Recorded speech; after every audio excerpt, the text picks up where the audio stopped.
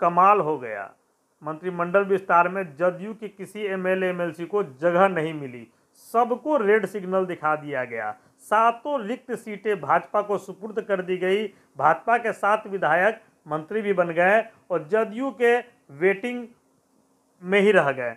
देखिए, जदयू के कई एमएलए एमएलसी मंत्रिमंडल में विस्तार में मंत्री पद के दावेदार थे, लेकिन अंतिम समय में सबको रेड सिग्नल दिखाया गया। पार्टी के अंदर घमासान जारी है, इसका यह एक बहुत बड़ा प्रमाण है। और पार्टी के अंदर जो घमासान है उसे पटल पे नहीं लाने देना है, जिसको लेकर यह फैसला लिया गया है। पार्टी के अंदर खाने में हलचल तेज है।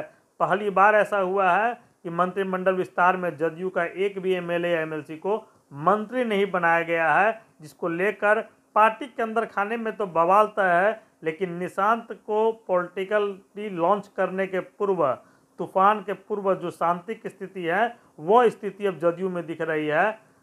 देखिए यह वीडियो। नमस्कार, आप देख रहे हैं अमृत वर्षा न्यूज, आपका स्वागत है। बिहार में आज सीएम नीतीश कुमार के कैबिनेट का विस्तार हुआ, मंत्रिमंडल का विस्तार हुआ और ऐसा पहली बार हुआ कि मंत्रिमंडल विस्तार में सीएम नीतीश कुमार के पार्टी के किसी विधायक अथवा विधान पार्षद ने मंत्री पद की शपथ नहीं ली। जी हां, यह पहली बार हुआ। अब तक जब भी मंत्रिमंडल विस्तार हुआ, जदयू कोटे से कोई ना कोई विधायक या एमएलसी मंत्री बनता रहा। देखिए, 7 सीटें बची हुई थी मंत्री पद के लिए, जिसमें 4 भाजपा के तथा 3 जदयू के कोटे से तय मानी जा रही थी। कम से कम 2 तो जदयू कोटे से एकदम तय थी। मंत्रिमंडल विस्तार के पूर्व, मतलब शाम 4 बजे से पहले 3 बजे तक यह खबर सामने आती रही कि जदयू कोटे से भी 2 या 3 विधायक या विधान पार्षद को मंत्री बनने का सुनहरा मौका दिया जाएगा। लेकिन ऐन मौके पर यह खबर सामने आती है कि सिर्फ भाजपा कोटे के ही 7 विधायक मंत्री बनेंगे। 7 जो मंत्री पद जो बचे हुए थे वे सब भाजपा की झोली में चले गए और जदयू का किसी नेता का इस पर कोई बयान नहीं आया।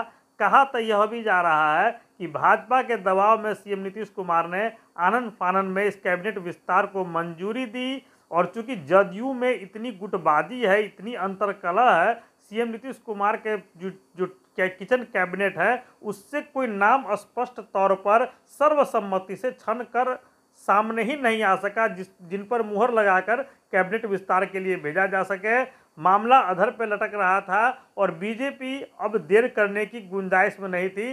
नतीजतन 6 माह या 7 माह के लिए मंत्रिमंडल विस्तार हुआ है। हम बता दें कि इसी वर्ष बिहार में विधानसभा चुनाव सितंबर अक्टूबर में होने हैं और फरवरी खत्म हो गया है। तो मतलब 6-7 माह के लिए मंत्री बनाने की बात थी, तो जदयू के तरफ से ग्रीन सिग्नल दिया गया कि जो भी बची हुई मंत्री परिषद की सीटें हैं उस पर भाजपा अपने विधायक या विधान पार्षद को मंत्री बनवा सकती है। जदयू को कोई एतराज नहीं है। और इसके साथ ही जदयू कोटे के कई एमएलए और एमएलसी को गहरा धक्का लग गया। देखिए, लंबे समय से मंत्रिमंडल विस्तार का इंतजार किया जा रहा था। जदयू की कई एमएलए लगातार सीएम नीतीश कुमार तथा उनके करीबियों के दरबार में लॉबिंग कर रहे थे।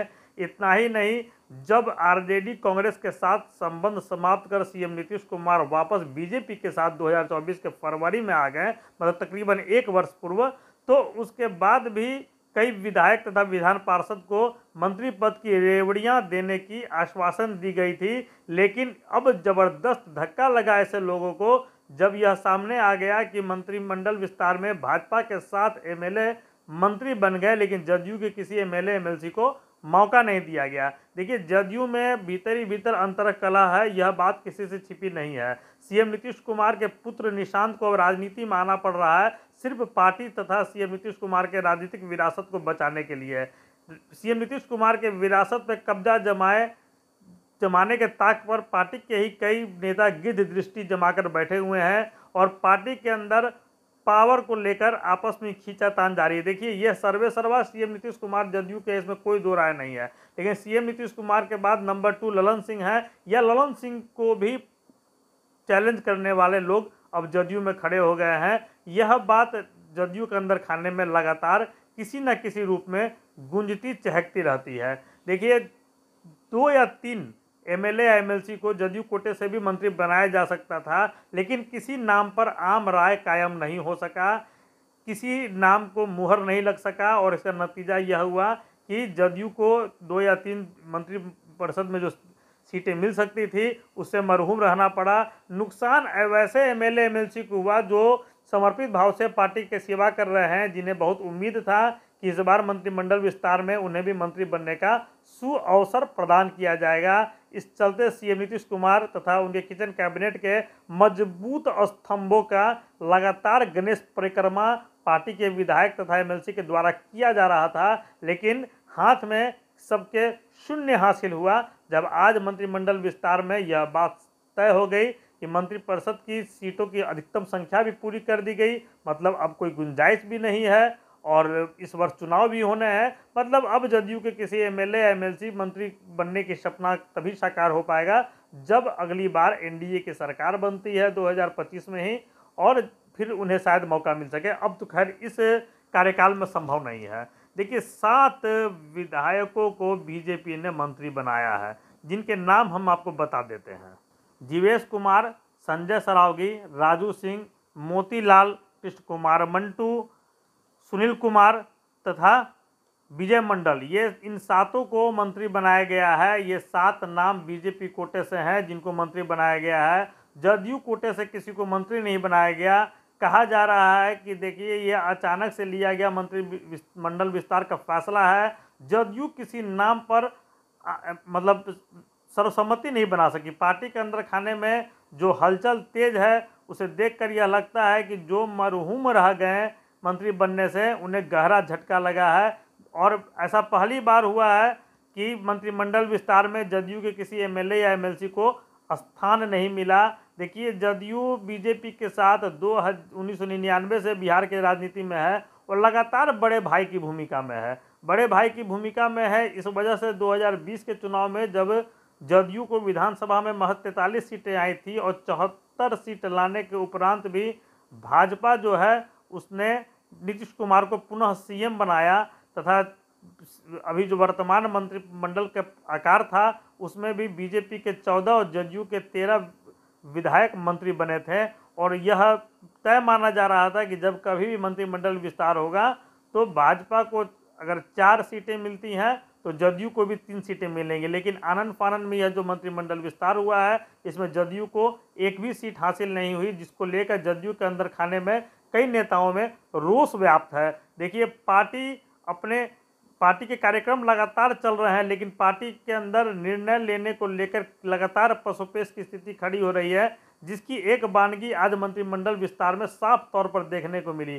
किस प्रकार पार्टी को बचाने के लिए सीएम नीतीश कुमार के पुत्र निशांत को मीडिया में आना पड़ रहा है। सीएम नीतीश कुमार के पुत्र निशांत को यह बयान देना पड़ रहा है कि जदयू बीजेपी, देखिए ध्यान दीजिए उनके बयान में जदयू भी है कि जदयू के लोग सभी नेता बीजेपी लोजपा मतलब पूरा एनडीए 2025 के विधानसभा चुनाव के पूर्व यह घोषणा करे कि सीएम नीतीश कुमार ही होंगे, सीएम फेस उनके पिता नीतीश कुमार ही होंगे।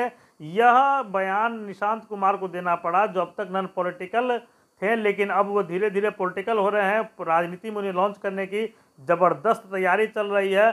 जदयू को बचाने के लिए सीएम नीतीश कुमार को अंततः अपने पुत्र को राजनीति के मैदान में लाना पड़ा, जबकि लंबे समय से सीएम हाउस में रहने के बावजूद भी राजनीति में क्षणिक मात्र के लिए भी निशांत कभी सक्रिय नहीं देखे गए। लेकिन अचानक से निशांत की सक्रियता बढ़ गई है, चूंकि पार्टी तथा पिता के विरासत को बचाने का सवाल है। हम आपको बता देते हैं कि जो स्थिति परिस्थिति है जदयू के अंदर खाने में जो हलचल तेज है वह उसके मूल कारण यही है कि कई विधायक तथा एमएलसी मंत्री बनने के कतार में मजबूत लॉबिंग कर रहे थे, तरह तरह के हथकंडे अपना रहे थे, लेकिन अचानक से सबको रेड सिग्नल दिखा दिया गया। मसलन हर विधायक तथा एमएलसी जो खुद को मंत्री पद का दावेदार मानता था उसके पक्ष में सीएम नीतीश कुमार की पार्टी का कोई ना कोई बड़ा चेहरा पैरविकार के रूप में था।